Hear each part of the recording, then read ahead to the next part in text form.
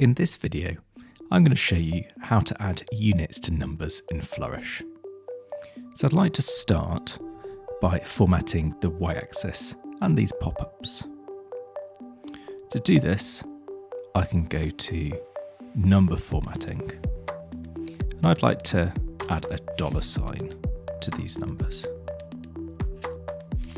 Next, these numbers are in billions and they're really long and quite hard to read. So I'd like to make the numbers shorter and then add a B at the end. So let's start with a B. Add a space and a B as a suffix. And then I can go to advanced and multiply divide values.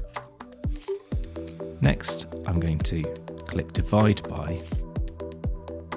And now I'm going to type 1 billion. So that's going to be 1 with 9 zeros.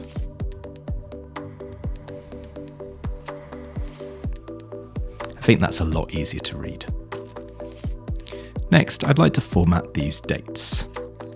And I can do this by going to the Data tab and then clicking this little box at the top of my dates column.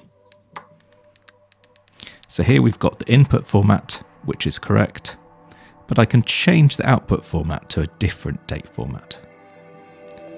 So let's look at the drop down, and I'm going to scroll down to year first and then pick just the year. And now if I go back to preview, you can see it looks a lot simpler.